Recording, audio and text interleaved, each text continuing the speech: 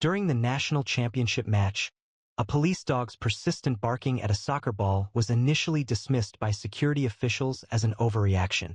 However, one officer trusted his partner's instincts and uncovered something that stunned the entire stadium. What was concealed within that seemingly ordinary ball? Before we delve into today's story, please share in the comments where you're watching from. If you appreciate remarkable police dogs and stories similar to this one, please subscribe. Don't miss future content. The autumn sun cast long shadows across Lincoln Memorial Stadium as 60,000 fans poured through the gates, their excited chatter filling the crisp Chicago air. This wasn't just any soccer match. It was the national championship final, with Chicago's hometown heroes facing their bitter rivals from New York. Amidst this controlled chaos, Officer Isaac Tate straightened his uniform cap and surveyed the expanding crowd, his practiced eyes noticing everything. Beside him, Dash, a sleek German shepherd with attentive ears and intelligent eyes, kept a precise heel position despite the intense sensory overload of the stadium. Another sweep of the south entrance, then we'll check the locker rooms again, Isaac stated into his radio, receiving a crackled confirmation from dispatch. He looked down at Dash with a smile. "Ready to work, partner?" Officer Tate called from behind them.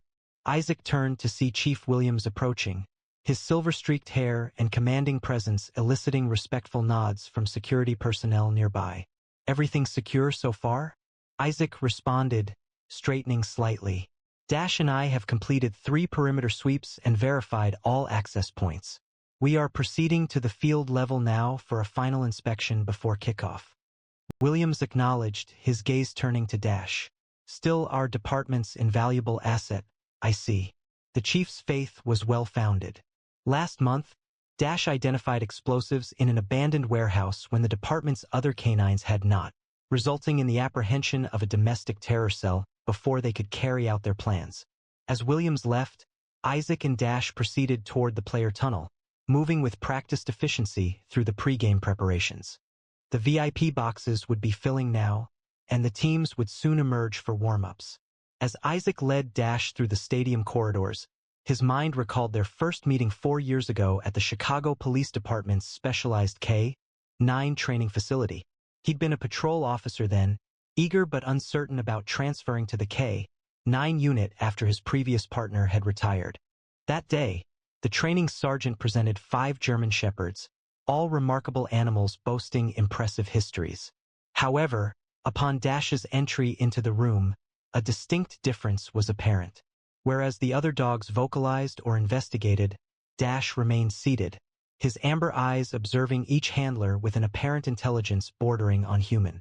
"This one's special," the sergeant remarked, his voice rough but laced with respect. Having completed his training at the top of his class in detection work, he has specific preferences regarding his handlers. He has already declined 3 officers. Isaac recalled kneeling to meet Dash at eye level, the room becoming quiet as they studied each other. "Hey there," he said softly. "Do you think we could work together?" To everyone's astonishment, Dash stood, walked directly to Isaac, and sat beside him, leaning against his leg. The selection had been made not by the department but by Dash himself. Just 6 months following certification, Dash and his team encountered their first significant case. While responding to a standard call concerning unusual behavior at a storage facility, Dash bypassed the apparent storage units and instead focused on a parked delivery van that appeared ordinary. His continued warnings resulted in the uncovering of a large fentanyl shipment concealed within hidden spaces, a quantity capable of triggering hundreds of overdoses. The case resulted in commendations for them, but more significantly, it solidified Isaac's complete faith in Dash's intuition. Repeatedly, when Dash signaled a problem, he proved accurate. Even when conventional reasoning suggested a different outcome, the initial players exited the tunnel to scattered applause from those arriving early, their cleats making a rhythmic clicking sound against the concrete before reaching the gentler turf. Following closely were the equipment managers, maneuvering carts filled with training gear, medical supplies, and the official match balls. Dash, having just completed a final inspection of the bench areas, abruptly stiffened. His demeanor transformed from relaxed professionalism to sharp alertness in a fleeting moment, a change so delicate that only Isaac would have perceived it. What is it, boy? Isaac murmured, observing the shift. Dash moved 2 measured steps toward the cart, his nose actively working, examining something undetectable to the average person. Isaac followed, appearing relaxed but carefully observing his colleague. The shepherd's ears were now standing straight up, his posture changing from interested to worried. "Everything okay, officer?" inquired one of the stadium security supervisors, a large man named Reeves, who liaised with the police for significant events. "Just checking something," Isaac replied, observing the equipment manager begin distributing balls for the warm-up. As the man opened the ball bag, Dash's behavior became more pronounced. His back stiffened, and his breathing pattern shifted. With practice balls laid out on the field, Dash began tracking one particular ball with unusual focus. His typically disciplined demeanor softened, revealing more insistent body language, a behavioral signal as if trying to communicate something important to Isaac. "It's likely just the scent of the new balls," Reeves offered, gesturing dismissively. "These championship balls are fresh from the factory, a special design for the final. Dogs probably detect the adhesive or something similar." Isaac nodded politely, but he sensed something was amiss. The balls may be new, but Dash had encountered soccer equipment countless times during stadium patrols. He had never exhibited any interest previously. Isaac instructed Dash and Heel, deciding to watch for a little longer before alerting anyone. The shepherd obeyed, though his focus remained on the ball, now being moved between players practicing. "Officer Tate, your radio crackled. Status report?" Isaac responded, all clear on field level, although a growing concern troubled his thoughts. Was he overlooking something? When Dash whimpered quietly, a sound he seldom made during work, Isaac chose to report the incident. "Supervisor Reeves observed that my K9 was displaying unusual interest in one of the game balls. I asked if I could examine it." Reeves frowned, glancing at his watch. "We're 30 minutes from kickoff, Tate. The commissioner and network executives are already concerned about the schedule." He implied the seriousness of the situation. False alarms at high-profile events were career-damaging mistakes. It was likely nothing, Isaac admitted, although the statement felt incorrect the instant he spoke it. "We will monitor the situation." The stadium exploded with sound as both teams ran out of the tunnel for the official commencement of the match. The referee went to the ball bag, choosing the game ball, the same one that had activated Dash's alert during warm-ups. As soon as the ball was positioned at center field, Dash's body stiffened again. His ears rose, and a quiet whine began in his throat. "Easy, boy," Isaac murmured, maintaining a hand on Dash's harness while reaching for his radio. "Dispatch, this is Officer Tate. My K9 is still alerting to the game ball, requesting an additional K9 unit to confirm." "Tate, this is Supervisor Reeves. Negative on that request.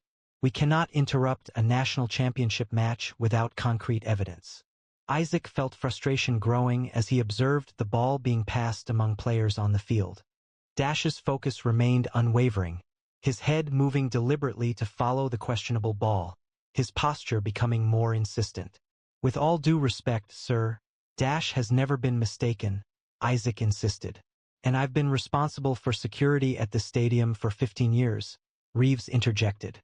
"Unless that ball detonates or begins to release a substance, we are proceeding with the match." Isaac activated his radio to a different frequency. "Officer Aaron Vargas, this is Tate. Do you read?" A short delay passed, then Aaron's voice responded. "Copy, Tate. Could you please make your way to section 114 where I am located? I need a second opinion on something." As play continued on the field, Isaac noticed something odd. A maintenance worker in stadium uniform was exhibiting unusual attentiveness to the game, not observing the players like a fan would, but focusing intently on the ball itself. The man's gaze followed the same trajectory as Dash's, tracking the suspicious ball with unnatural focus. Officer Aaron Vargas arrived, her canine partner Rex, a Belgian Malinois, recovering well. "What have we got?" she asked quietly. "Dash has been alerting to that game ball since warm-ups," Isaac explained, pointing discreetly. "The one with the small scuff on the logo panel and that maintenance guy by the tunnel is paying way too much attention to it." Aaron studied the situation briefly, Reeves shot you down? She asked. Completely, Isaac confirmed. Concerned about potentially impacting the game's flow, they continued their discussion when a forceful tackle brought down a New York player, prompting the referee to signal a free kick. The unusual ball paused briefly, and Dash's alert demeanor heightened. Rex, check, Aaron instructed softly. The Belgian Malinois responded instantly, becoming rigid and fixating on the same ball that had drawn Dash's focus. That's confirmation, Aaron stated, lowering her voice.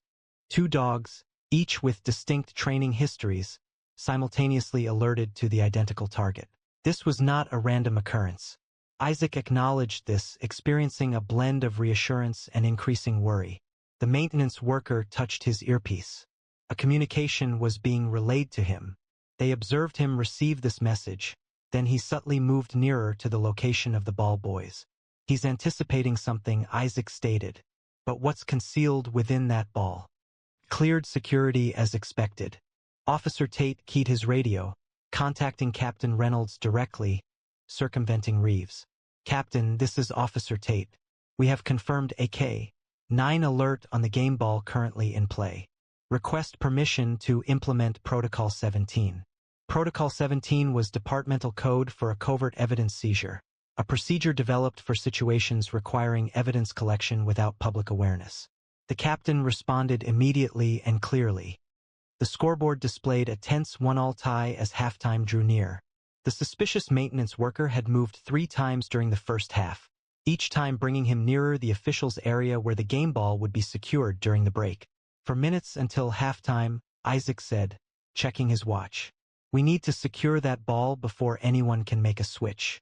Aaron mentioned that the head referee consistently brings the game ball to the officials' room during halftime. The room has 2 entrances, the main corridor and the service hallway. Rex will accompany you through the main entrance, while Dash and I will monitor the service hallway. As they completed their plan, the referee signaled the halftime whistle. The audience's noise changed as spectators went to concessions and restrooms. On the field, the referee gathered the game ball, securing it beneath his arm as both teams ran towards the tunnels.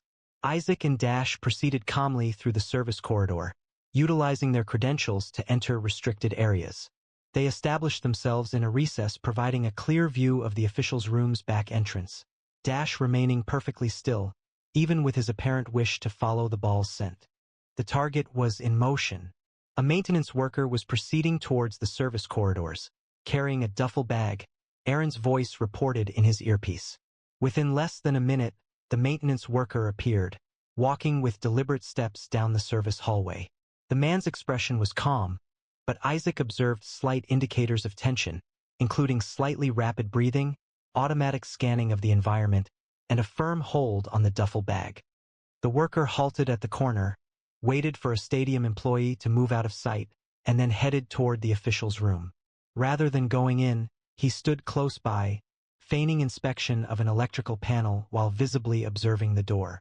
Within the official's room, the referee team was examining first-half occurrences on a tablet. The game ball remained on a small table, briefly overlooked as the officials discussed a disputed offside call. Captain Reynolds spoke softly into his radio. Request distraction protocol at the official's room. Need 30 seconds. Copy that, Tate. Tate responded. Distraction incoming. Within less than a minute, a security officer approached the official's room from the main corridor, knocking urgently. Gentlemen, we need an immediate clarification for the VR team. There's a technical issue with the goal review. As the officials followed the security officer toward the main VAR station, Isaac took advantage of the diversion. While Dash monitored his progress, he entered the now vacant room, swiftly found the game ball, and conducted a quick inspection. Visually, the ball appeared standard. However, when Isaac applied slight pressure to certain areas, he observed an anomaly. The ball's surface responded differently compared to typical equipment. As he ran his fingers across the seams, he discovered a nearly imperceptible alteration, a section that had been skillfully resealed. Aaron, he murmured into his radio. I possessed the ball. There was clearly something contained within. It had been altered by professionals. Acting swiftly, Isaac made a small cut along an existing seam. Looking inside, He observed what seemed to be a tightly wrapped package fastened to the inner bladder. "We have contraband," he confirmed. He exchanged the suspicious ball with an identical one from team equipment stock and exited the room just before the officials returned. Within the security command post, Technical Officer Zhang examined the ball. The image displayed on the screen prompted silence among those present. The X-ray showed a complex alteration to the ball's internal design, a refined cavity situated between the synthetic leather exterior and the internal bladder. High-grade synthetic opioids were indicated by the density pattern, Zhang verified, adjusting the image to highlight specific regions. The skill of the construction is truly impressive. Observe how they've redistributed the weight to maintain proper flight characteristics. The ball would bounce, spin, and travel identically to an unmodified one. He pointed to several specific features on the screen. Note these reinforcement structures. Carbon fiber elements were included to maintain ball integrity during play, and this secondary bladder ensures proper inflation pressure despite the reduced air volume. This was not some rushed amateur job. This is a highly sophisticated undertaking, Aaron observed, examining the image with increasing worry. They would require specialized equipment, Zhang clarified. This included industrial-grade heat welding tools, precision cutting implements, and likely custom molds to maintain the spherical shape's integrity. We are discussing an operation demanding substantial resources and technical skills, he continued. And the drugs themselves? Captain Reynolds asked. Zhang explained that the synthetic opioids were in a crystalline form, specially processed to eliminate scent markers typically identified by canines. This is why standard security protocols failed to detect them. He estimated a street value of at least $3 million for this quantity, including impurities. Not just any game ball, Captain Reynolds observed, his face serious. The one certain to be broadcast on national television for 2 hours, handled exclusively by officials and players, and considered entirely beyond reproach, the ideal Trojan horse. As the second half approached, Isaac felt the familiar tension of a major operation developing. The maintenance worker is just one piece, he stated. There has to be a larger network. The coordinated takedown began with practiced precision. Plainclothes officers moved simultaneously throughout the stadium, closing in on identified suspects with minimal disruption. Most fans remained focused on the match, completely unaware of the operation unfolding around them. As a Chicago striker nearly scored again, Isaac and Dash moved toward the maintenance worker, using the enthusiastic crowd for concealment. "Marcus Elroy," Isaac stated softly, positioning himself next to the man. "Chicago PD, please place your hands where I can see them." Elroy paused briefly, his gaze flickering between Isaac and Dash as he assessed the situation. "I don't know what you're talking about," Elroy mumbled, subtly adjusting his position toward the exit. "I work here. We have already obtained both packages," Isaac responded calmly. "The operation is complete." The reference to both packages produced a noticeable reaction on Elroy's face. They had located not only the ball but also a secondary strategy. The situation hung precariously for a brief moment. Then Elroy decided, pushing a nearby food cart into Isaac's path and fleeing toward the service tunnel. Isaac reported into his radio, already in pursuit with Dash leading the way, as a suspect fled east through the service tunnel. The service tunnels beneath the stadium formed a confusing labyrinth of corridors, with a canine in pursuit. While Elroy might know the layout, he couldn't outpace a trained police dog. Dash moved with fluid speed, turning corners with precision and driving forward with single-minded focus. "I've got the exit covered," Aaron's voice came through Isaac's earpiece. "That route is blocked." Elroy forced his way through a pair of double doors and into a spacious equipment room, toppling shelving units in an attempt to delay his pursuers.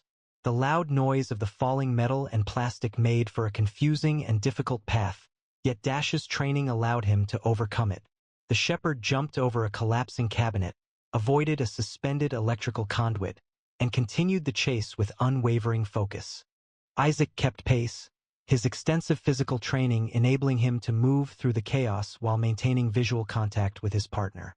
The suspect arrived at a junction of corridors, pausing briefly, which allowed Dash to shorten the distance to just a few yards. Recognizing the dog was closing in, Elroy's desperation became apparent. He seized a rolling cart and pushed it straight into Dash's path. The shepherd easily avoided the obstacle, maintaining his speed with powerful, efficient strides. "Chicago PD, stop or I'll release the dog," Isaac announced, delivering the necessary caution. Elroy looked over his shoulder, his face etched with panic as he understood he couldn't escape the chase. As the suspect seized a metal pipe from a maintenance rack and turned to strike, Isaac gave a clear instruction. "Dash, stop." The German shepherd moved swiftly, resembling a furry projectile, focusing on Elroy's arm with the accuracy developed through extensive training. His jaws secured the suspect's wrist with a measured grip, sufficient to restrain without inflicting significant harm. The pipe fell to the floor as Elroy exclaimed in surprise and discomfort, the metallic sound reverberating through the service corridor. "Police on the ground," Isaac instructed, drawing his weapon as he advanced. Dash held firm, his years of preparation clear in his controlled composure. With his unoccupied hand, Elroy retrieved an item from his pocket. Isaac grew apprehensive, but the individual produced a compact remote device instead of a weapon. "Call off your dog, or I'm activating the third package," Elroy warned, his finger positioned over a button. "You believe you've located everything? There's enough fentanyl in the third one to endanger half the VIP section if it's released." "Dash, release," Isaac ordered. The shepherd followed the instruction, retreating 2 steps while staying between Elroy and the exit. Elroy's thumb moved towards the button. In that brief moment, Isaac needed to make a vital decision: shoot Elroy and risk him activating the device as he fell, or rely on Dash's training for a more accurate response. "Dash, take." The command was hardly spoken before the shepherd surged forward with impressive speed, focusing on Elroy's wrist with exact accuracy. The German shepherd's jaws closed around the suspect's hand, applying enough pressure to force his fingers open without causing fractures. The device fell to the floor. Isaac moved in immediately, securing Elroy while kicking the remote device to a safe distance. "Suspect in custody," he reported via radio. "Be advised, the suspect claims a third package is located somewhere in the VIP section, potentially rigged for dispersal." With the arrival of additional officers to apprehend Elroy, it was revealed that his warning regarding a third package was a fabrication, a last-ditch effort to gain advantage during his arrest. The Security Command Center was now filled with activity as the complete nature of the operation came to light. Suspects, identified via Elroy's phone records, had been discreetly arrested across the stadium. The soccer match displayed on the monitors progressed, with Chicago holding a lead of 3-1 and 15 minutes left on the clock. Captain Reynolds briefed the assembled team leaders, noting that 6 suspects were in custody. 2 packages containing roughly 5 kilograms of synthetic opioids had been secured, with a street value estimated at just over $4 million. Chief Williams considered the information, then issued his directive. The match should continue, maintain a heightened security presence, but ensure it remains unobtrusive. Work with stadium staff to put crowd management measures in place for standard postgame departures. As Isaac returned to his post with Dash, the stadium erupted in cheers. Chicago had scored again, securing their championship victory. The celebration provided ideal cover for the final phase of the operation as remaining suspects were identified and apprehended throughout the venue. The following morning, Isaac arrived at the precinct to find Chief Williams waiting in the briefing room with Captain Reynolds and several officials he didn't recognize. Dash padded beside him, sensing the significance of the meeting in his handler's body language. "Officer Tate," Williams greeted him with unusual formality. "These gentlemen are from the DEA and Homeland Security. They'd like to hear about yesterday's operation directly from you." The subsequent hour was dedicated to detailing the events, beginning with Dash's first warning and culminating in the synchronized operation. The federal agents listened carefully, sometimes asking about particular aspects of the smuggling technique. "The level of technical skill is what worries us the most," explained Agent Donovan from the DEA. The ball had been expertly altered with a hidden seam that would have been practically impossible to detect using routine security procedures. The internal bladder underwent redesign to accommodate the package while preserving proper inflation pressure and bounce characteristics. "Information received from the suspects has already proven valuable," Captain Reynolds announced. Elroy activated his contacts upon learning about the additional charges. We are coordinating with departments in 3 states for simultaneous raids later today. Following the briefing, a press conference was held in front of headquarters. The commissioner described the operation in measured language, highlighting public safety and avoiding specifics that could hinder current inquiries. The commissioner then stated, "I'd now like to introduce Officer Isaac Tate and his canine partner, Dash, the team responsible for the initial detection that enabled this operation." A reporter from the Tribune posed the key question. "Officer Tate, we've been informed that your canine alerted to something that security screening overlooked. What prompted you to follow his indication despite supervisor's initial dismissal?" Isaac hesitated, formulating his response thoughtfully. "In the 4 years together, Dash has never been incorrect when he alerts to something, not once. Our partnership functions on mutual trust. When he indicates something is amiss, I have faith in him, even when I cannot perceive the issue myself." That afternoon, as the workday concluded, Supervisor Reeves came to Isaac's desk. "Officer Tate," Reeves began, appearing uneasy, "I owe you an apology. Initially, I disregarded your report regarding Dash's alert, considering it an excessive response. Had I heeded you at first, we might have resolved the matter more quickly." In the parking lot, away from onlookers, Isaac permitted himself a brief feeling of justified pride.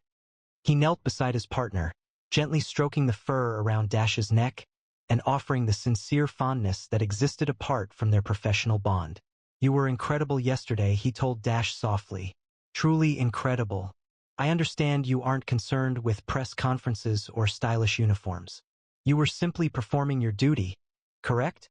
Dash's tail moved slightly, his brown eyes locking with Isaac's, reflecting the strong connection that had defined their partnership from the start. Leaving the precinct, Isaac considered how what began as a standard security detail had evolved into a pivotal operation for them both.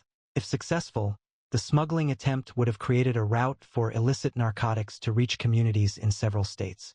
The resulting harm to people would have been devastating, all averted thanks to a single determined dog's persistent barking at a soccer ball.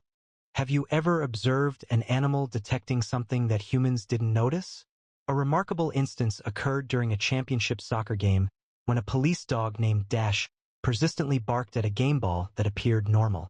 Officer Isaac Tate, Dash's handler, was presented with a challenging decision.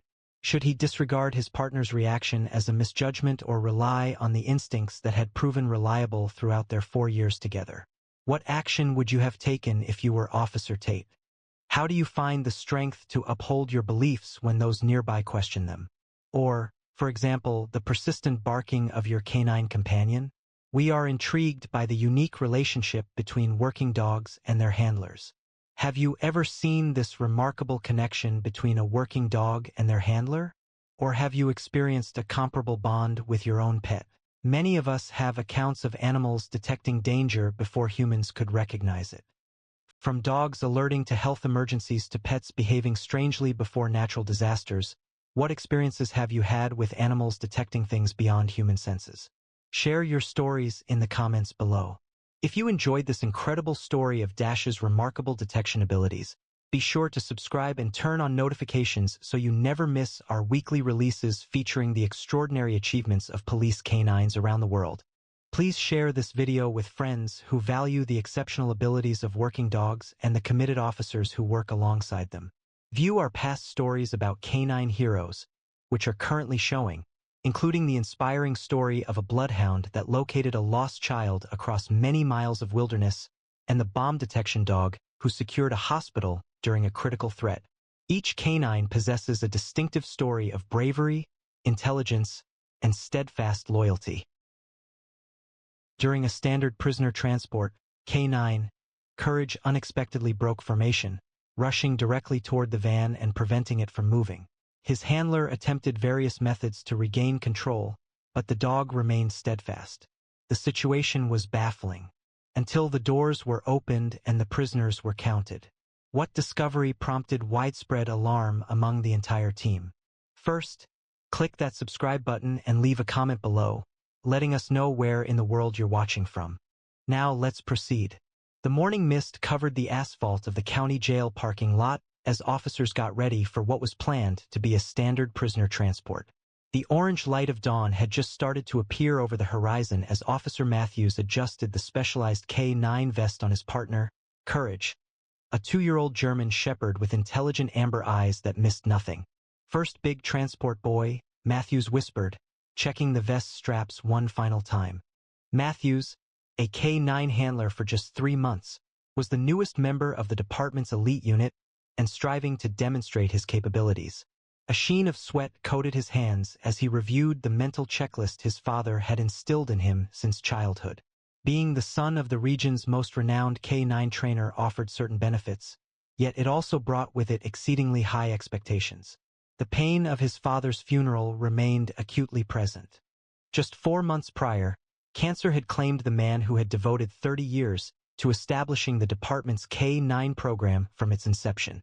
The responsibility of upholding that legacy felt heavy on Matthews' shoulders each morning as he donned the uniform. "Officer Matthews," Lieutenant Davidson's clear voice broke through his thoughts.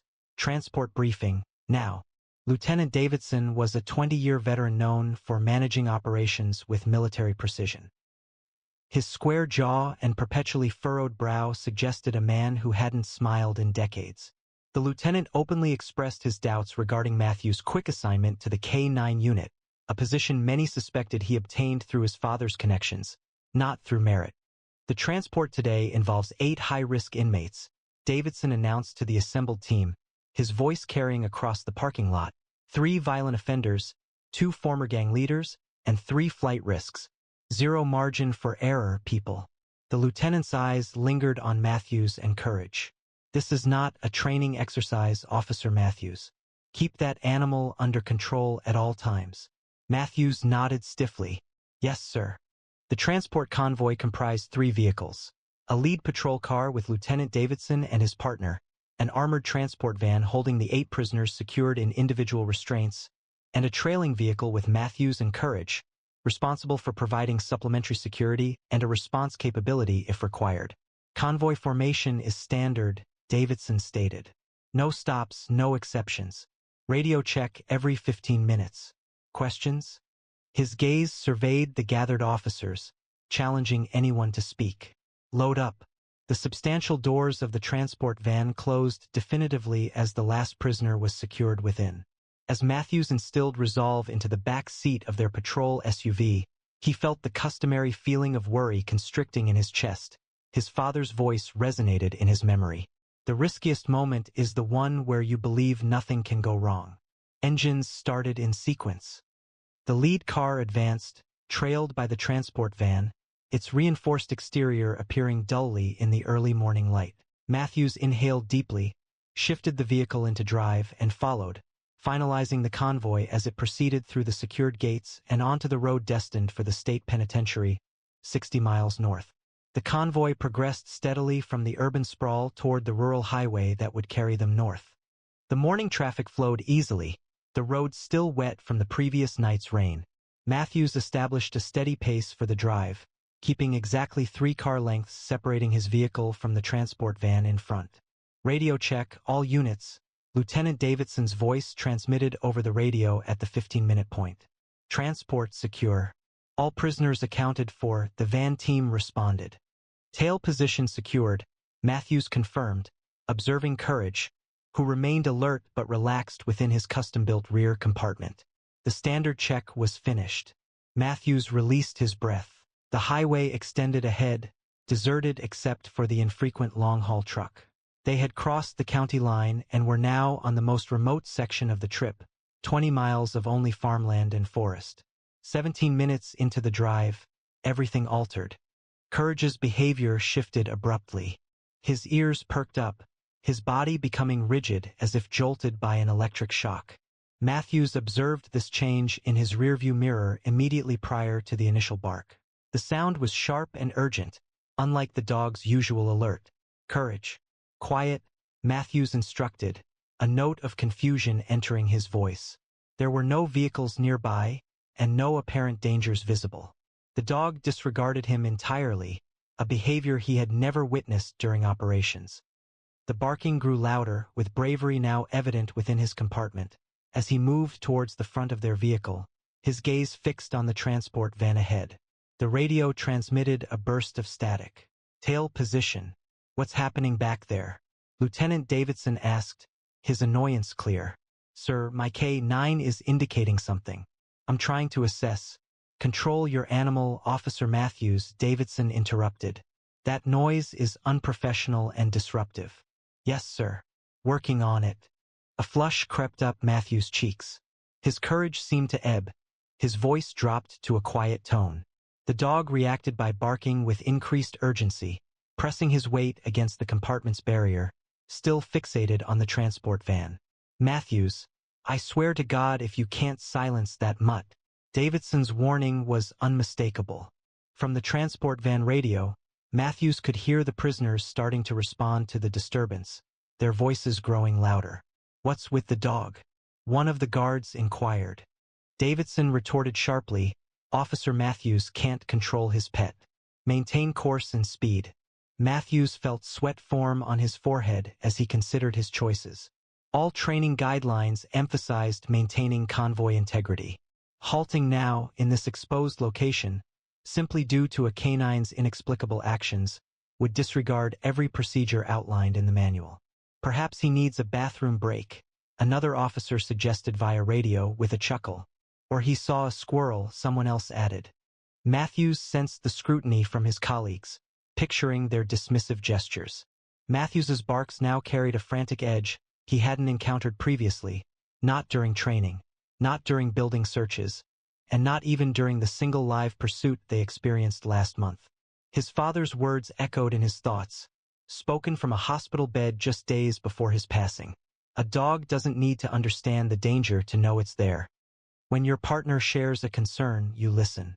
Even when others question your judgment. Courage was now rapidly dividing his focus between Matthews and the van, as if pleading with his human partner to comprehend. The dog's actions weren't due to random energy or inadequate training. This was something different altogether. Last warning, Matthews, Davidson's voice was cold as ice. Control. Your dog. Despite the increasing stress, Matthews couldn't dismiss the certainty developing in his gut. A change in Courage's demeanor was apparent. It was more focused and more pressing than Matthews had ever observed during their time together. His father had consistently stated that the distinction between a proficient handler and an exceptional one lay in understanding when to defer to the dog's instincts rather than adhering strictly to procedure. Matthews observed Courage's insistent efforts to convey a message, their eyes connecting briefly in the mirror. In that instant, he recognized that this wasn't a matter of flawed training or unpredictable animal behavior. This was Courage attempting to avert a loss of life. Matthew's hand instinctively moved to the brake pedal even before his mind fully registered the action. He forcefully pressed down, causing the tires to screech against the damp asphalt as the SUV abruptly stopped. Through the windshield, he observed the gap between his vehicle and the transport van widening. All units, tail position has stopped. Repeat, tail position has stopped. The Vanguard's voice sounded urgently over the radio. Matthews reached for the radio. Halt. Convoy. A disturbance is alerting personnel to the transport van. Something's amiss. Ahead, brake lights appeared as the transport van and lead vehicle reacted to the disruption, moving onto the shoulder with more control than Matthews had achieved. His heart pounded in his chest as dust and road debris settled around his now stopped vehicle. The radio blared with Lieutenant Davidson's anger. Matthews, what in the world do you think you're doing? Return to your position immediately. Sir, I request an immediate inspection of the transport van. My K9 is alerting to something specific. You've stopped a high-security convoy on an open highway because your dog is barking? Davidson's voice dropped to a dangerous quiet. Resume position now. Through the settling dust cloud, Matthews saw the lieutenant's car door fling open. Davidson emerged, face flushed crimson even from this distance, striding back toward Matthews' vehicle with the determined gait of someone about to end a career. Courage kept barking, remaining fixated on the transport van. Matthews got out of his vehicle, holding his position as Davidson drew near. The lieutenant's eyes were tight with contained anger, his hand deliberately positioned on his service weapon. Sir Matthews, Davidson's voice was sharp and precise. You have precisely 5 seconds to clarify why you've jeopardized this entire operation before I arrest you for insubordination. Matthews straightened his spine, striving to keep his voice even. Sir, Courage is trained to identify threats. He's alerting specifically to that transport van in a manner I've never observed before. Davidson's sarcasm sliced through the morning air. You've been a K-9 handler for, 12 weeks? And suddenly you're the authority on K-9 behavior? My father mentored me throughout my life, sir, Matthews replied, surprised by the firmness in his tone, and he always maintained that when a dog like Courage exhibits behavior like this, it indicates a serious issue. Your father is deceased, Officer Davidson stated firmly, and your career is poised to follow suit if you do not return to that vehicle. The harsh words impacted Matthews with the force of a physical assault, but instead of yielding, his determination solidified. Sir, what potential danger exists in conducting a preliminary investigation? Should I be incorrect, I will submit my resignation immediately. Oh, you'll be doing that regardless, Davidson retorted. From the transport van, a guard called out, Lieutenant, what's the situation? Davidson turned away from Matthews, shouting back, nothing, just an inexperienced handler who can't control his animal. Matthews seized the lieutenant's brief lapse in attention to open his rear door. Immediately, Courage dashed toward the transport van, his barking intensifying. Courage, heel, Matthews called, but the dog was focused on the task, positioning himself directly in front of the transport van's rear doors, his body tense and watchful. Several other officers had now left their vehicles, observing the situation with reactions varying from embarrassment to curiosity. The transport guards stood nervously by the van, hands on their weapons, unsure of what to do. Get that dog away from my transport, Davidson ordered, moving toward Matthews again. You've just thrown away your career. Do you understand that? Matthews swallowed, keenly aware of the professional destruction he was causing. Still, something beyond reason pushed him forward. His confidence stemmed from a sense of unwavering belief, reflecting his father's guidance and a deepening suspicion that a serious problem existed. Sir, he stated softly, I suspect there's an immediate danger to this transport. If I am mistaken, I will bear any repercussions. Please inspect the van. Davidson observed him intently, his jaw clenching with restrained anger. At last, he addressed the transport guards. Very well. Examine it. Let's definitively demonstrate what occurs when familial connections secure a job beyond one's qualifications. The transport guards exchanged hesitant looks as Lieutenant Davidson arrived. Sir, this is a violation of protocol. We are not authorized to open the transport doors outside a designated secure facility, Officer Jenkins stated. I am familiar with the protocol, Officer Jenkins. I contributed to drafting half of it, Davidson retorted. He added, but it seems we must accommodate Officer Matthews' special assignment before we can proceed with our regular duties. Despite the remark, Matthews maintained a composed expression, his attention drawn to Courage, who stood directly before the van's rear doors. The dog's focus was intense, his ears pricked forward, his body trembling with anticipation. Officer Jenkins used his key to unlock the exterior door, while Officer Reyes drew his firearm and prepared himself. Move away from the doors, prisoners. Keep your hands in sight. The substantial metal door opened with a hydraulic hiss. The interior was dimly lit, showing 2 rows of prisoners fastened to their seats with handcuffs and ankle restraints, each additionally secured to the floor with chains.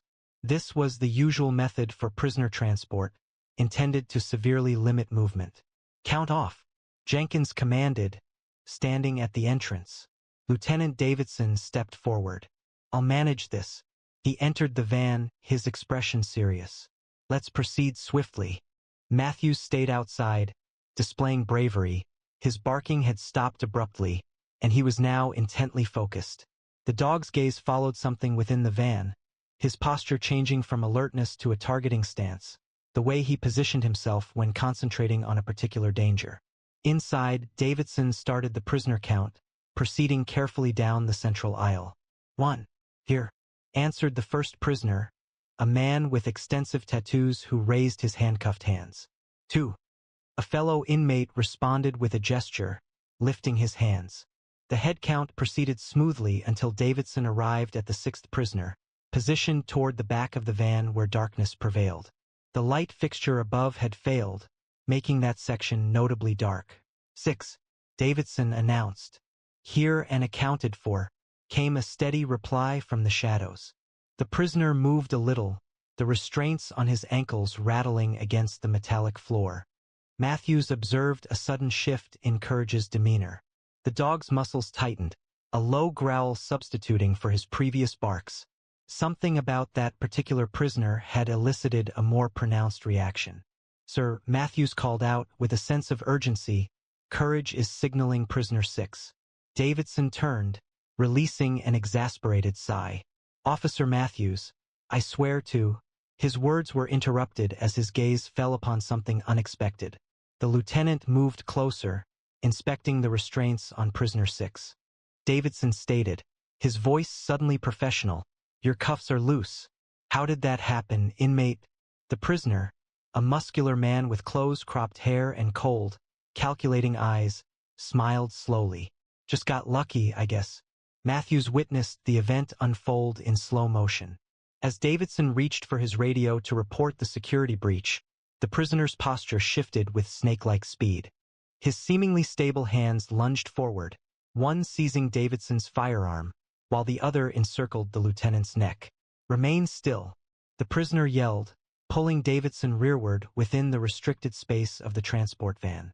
Retreat from the doorway, or the lieutenant will be harmed. The remaining prisoners commenced shouting, a few expressing approval, others reacting with shock. Officers Jenkins and Reyes quickly drew their weapons, but the confined space and Davidson's position as a human shield prevented any shots. Donner, stand down, Jenkins yelled, identifying the prisoner. Matthews's training engaged instantly. He created space, drawing people away from the van doors, while evaluating the swiftly worsening situation. He frantically tried to remember everything about prisoner 6, Ray Donner, a former military member serving multiple life sentences for armed robbery and murder. Donner was a 3-time escape artist who had previously killed 2 guards during a transport. I want every officer to back up 20 feet from this van, Donner announced, pressing the barrel of Davidson's service weapon against the lieutenant's temple. Do it now, or watch your boss die on dashcam. The other officers started to fall back steadily, their weapons still raised. Matthews moved alongside them, clinging to his resolve, his thoughts quickly analyzing possible strategies, Davidson's gaze meeting Matthews. For a fleeting moment, visible through the van door, devoid of anger now, but with the sharp focus of an experienced officer facing a difficult situation, a subtle nod passed between them, a professional recognition superseding their previous disagreement. The highway had become a tactical nightmare rather than a typical transport route. Officers sought cover behind vehicles while keeping their weapons trained on the transport van. Inside, Ray Donner had positioned Lieutenant Davidson in the van's open doorway, utilizing him as both a shield and a bargaining chip. Here's how this works, Donner announced, his voice projecting the calm confidence of someone who had anticipated this situation. I want the keys to the lead car. A straightforward escape was achieved, and there was no sign of pursuit for 30 minutes. Officer Jenkins had assumed tactical command, directing the response team's positions through quiet radio communications. Dispatch, we have a code 10 to 24, a hostage situation involving Lieutenant Davidson, requesting immediate backup and tactical team deployment to Highway 16, mile marker 37. Matthews held onto his resolve, one hand securely on his harness as they took cover behind his patrol SUV. The dog had become unusually quiet, his posture watchful yet composed, shifting from an alert to an operational stance. Together they observed Donner's actions, assessing the unfolding circumstances. You, Donner called, looking directly at Matthews. Canine officer, approach where I can see you by yourself. Matthews briefly looked at Jenkins, who gave a hesitant nod. Matthews moved deliberately, stepping into the open and stopping 15 feet from the van. That's far enough, Donner stated. Did your dog detect a problem? A very perceptive animal. Matthews responded calmly, acknowledging his dog's intelligence. He observed the hostage situation with a trained perspective. Davidson was awake, his face composed despite the gun against his head. "Officer Matthews, you and your dog have made an unexpected intervention in what should have been a flawless escape," Donner stated, evaluating the situation with precision. "My associates are positioned at the county line, expecting my arrival. The situation would have been resolved successfully if the convoy hadn't been halted. Are there collaborators present?" Matthews inquired, understanding that Donner was deliberately disclosing details. "A non-existent highway maintenance crew," Donner affirmed with a subtle smile. "They are likely anticipating the delay." A message from dispatch came through the radio. "All units, backup is 12 minutes away. Tactical team ETA 17 minutes. Donner chuckled. "It's too late. Officer Matthews, given that your dog prompted this slight deviation, you will assist me. Please retrieve those keys and bring them here, doing so calmly." Matthews acknowledged, turning towards the lead vehicle where the keys were located. As he did so, he noticed someone displaying bravery positioned near his SUV, mostly concealed from Donner's line of sight. A plan started to develop.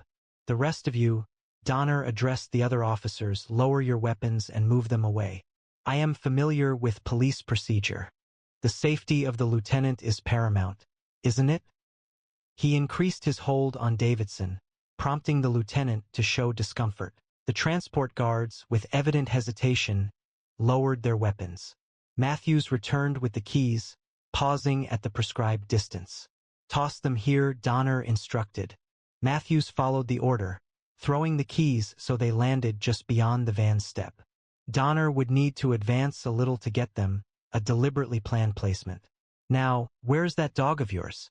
Donner inquired, his gaze sweeping the surroundings. "I ensured he was safely in my vehicle," Matthews stated with practiced ease. "He is trained to engage armed suspects. It would be unfortunate if he misunderstood the circumstances." A sound decision Donner acknowledged favorably. Introducing a canine would create difficulties. Matthews kept his eyes fixed on Donner, avoiding looking in the direction of where the true source of resolve was situated. "What will happen to the lieutenant after you have the car?"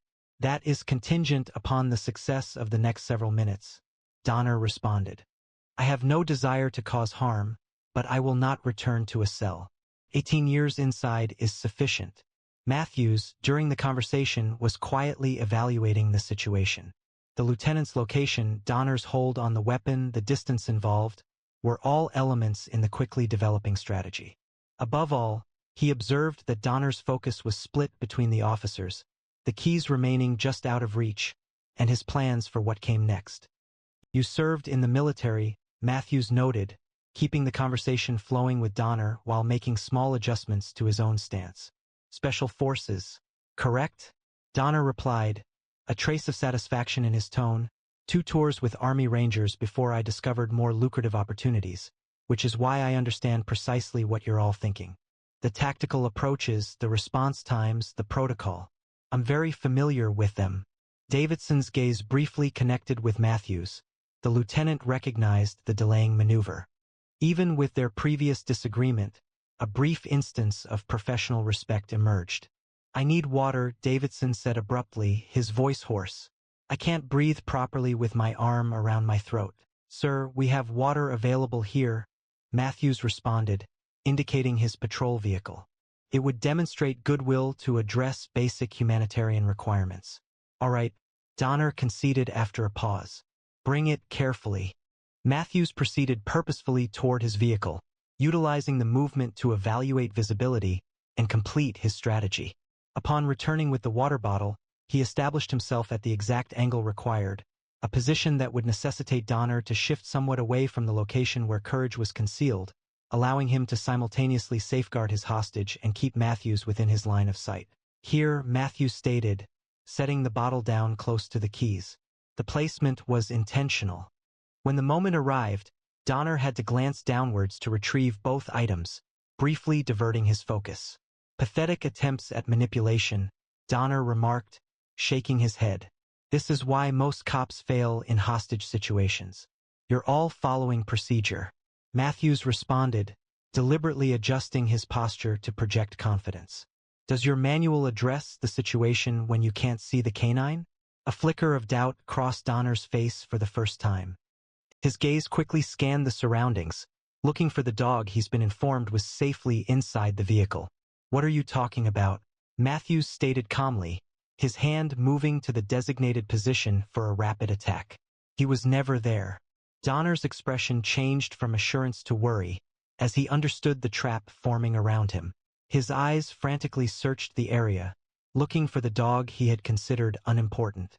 "You're bluffing," he stated, firmly holding Davidson while shifting his posture to check under the cars. The dog had disappeared. "I should have noticed." "The keys," Donner said abruptly, indicating the ground with the gun. "Retrieve them and give them to me." Immediately, Matthews responded, advancing cautiously as if agreeing. While leaning down to pick up the keys, Matthews made a choice.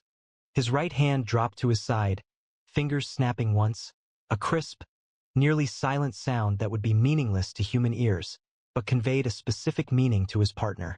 From beneath the transport van, Courage appeared like a phantom. There was no barking, no warning growl, just 70 pounds of precision-trained muscle moving silently. In the fraction of a second before impact, Donner finally noticed the movement in his peripheral vision. But it was already too late. Courage made contact with precise accuracy, his jaws securing Donner's gun arm with sufficient force to compress but avoiding crushing, a specialized bite intended to neutralize without causing lasting harm. The prisoner reacted with a cry of shock and discomfort as the German Shepherd's force lifted his arm, and the weapon fired harmlessly into the air. Lieutenant Davidson responded immediately, driving his elbow back into Donner's solar plexus while shifting his weight forward, breaking the hold around his neck. The lieutenant rolled free as Matthews covered the distance in 3 quick steps. Donner fought fiercely against Courage's hold, but the dog held firm, maintaining consistent pressure that immobilized the arm without damaging arteries or bones. The gun fell to the pavement as Matthews landed a precise strike to Donner's shoulder, which further destabilized his balance. With Donner face down, his other arm secured behind his back, Matthews calmly and slowly gave instructions. Upon Donner's compliance, Matthews issued the release command, "Courage, out." The German Shepherd immediately loosened his hold, retreating 3 steps while remaining focused on the prisoner, prepared to reactivate his restraint if needed. Matthews moved quickly, fastening reinforced restraints around Donner's wrists, with 2 other officers providing protection. "Secure," Matthews declared once the cuffs were double-locked. The team proceeded with coordinated precision, fully restraining Donner with additional restraints while addressing his injured arm.